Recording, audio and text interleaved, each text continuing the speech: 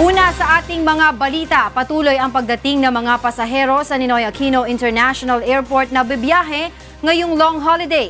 Ilang flights naman ang na-delay, bunsod pa rin ng bulto ng mga bumabiyahe at dahil sa ginagawang taxiway malapit sa runway ng paliparan. Mula sa Ninoy Aquino International Airport, ito ang balita ni Joan Nano live. Joan?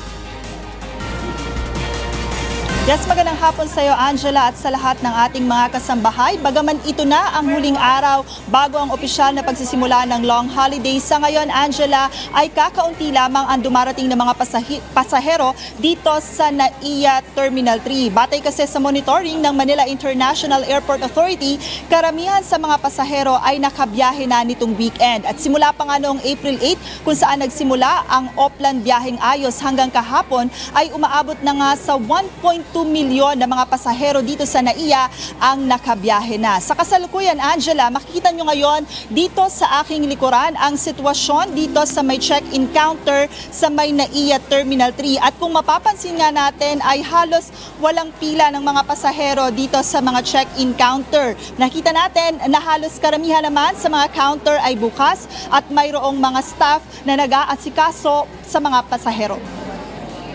Hinigpitan pa ang ipinatutupad na seguridad dito sa NAIA kung saan nakataas ang security level 2. Masusing iniinspeksyon ng mga bagahe gamit ang mga x-ray machine. Isa-isa ring kinakapkapan ng mga pasahero upang matiyak na walang makalulusot na mga gamit na bawal ipasok sa paliparan. Ipinatatanggal sa mga pasahero ang kanilang sinturon, relo at sapatos at idinadaan rin ng mga ito sa x-ray machine. Magkatuwang rin na nagbabantay sa buong paligid ng airport ang mga tauhan ng Philippine National Police at Airport Security Personnel para mapanatili ang kaayusan at seguridad ng mga pasahero. Samantala, ilang flights naman ang na-delay ang alis habang wala namang naitalang cancelled flight. Kahapon ay nag-abiso na rin ng mga airport official na asahan ang delayed flights lalo't ginagawa ang isang taxiway sa NAIA. Ang taxiway ang rutang dinaraanan ng isang eroplano mula sa terminal papuntang runway. Samantala, pinapayuhan naman ng Civil Aviation Board ang mga pasahero na i-download ang Air Passenger Bill of Rights o APBR mobile app. Dito malalaman ng mga pasahero ang mga dapat na gawin sakaling madelay o makansela ang kanilang flight at ang mga numerong dapat tawagan sakaling mga ilangan ng tulong. Tiniyak naman ng CAB na parurusahan nila ang mga airline na magbibigay ng maling impormasyon sa pagkadelay ng kanilang flight. I-encourage din natin yung mga pasahero, pag nasa aeroplano kayo, pag sinabi ng piloto na we are late because of air traffic control failure or congestion, i-record nyo yung announcement kasi binavalidate natin yan sa records on the ground kung talagang ang dahilan ng delay ay dahil sa air traffic congestion. At kung yan mapatunayan natin hindi yun ang tunay na dahilan. Sa immigration section, bagaman tuloy-tuloy ang pagdating ng mga pasahero, hindi naman gaanong tumatagal sa pila dahil sapat naman nila ang mga naka-duty na immigration officers.